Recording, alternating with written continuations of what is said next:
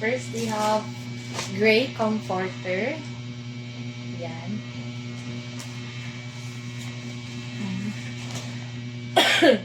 Ang problema ko is king size pala yung nabili naming airbed. Tapos, I'm not sure. Hopefully kasha tong ano. Hindi ko pa kasi siya na-try na mag-order ng comforter online. So, hopefully, tama talaga yung sukat niya. King size na magkasya talaga sa ano namin, sa airbed. And then, next we have, yan, super soft na kumot.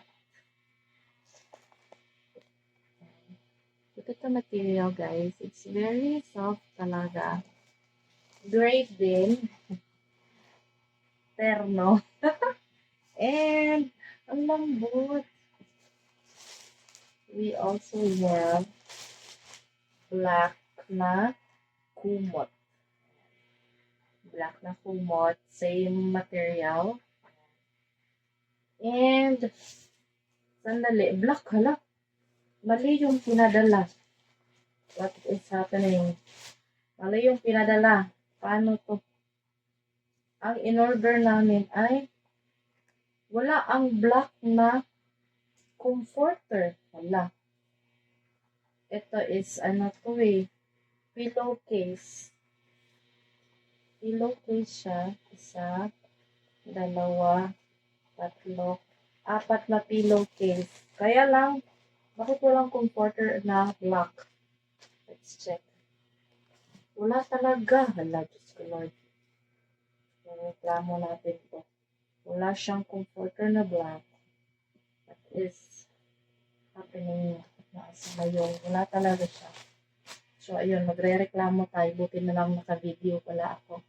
Kasi, for sure, hindi maniniwala kapag walang video sa pag-unpack ng parcel. Yan, wala talaga, oh. Walang comforter. Mahal pa naman. So, yeah, that will be all for today. Ayan, see you in my next unpacking. Wala talaga siya. Kahit baliktarin pa yung ano. Ayan, hala. May butas na siya. Ano ka ba?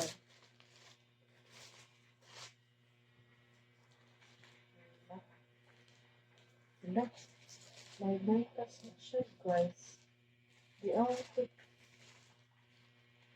Ayan. Kinuha.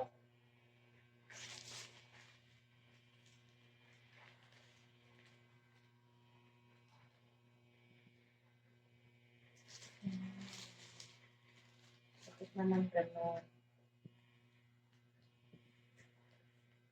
Oo. Queen size lang pala.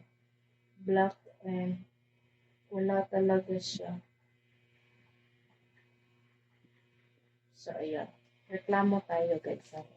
Bye! Wala talaga. Nandito siya sa ano na, pero wala sa loob. See ya!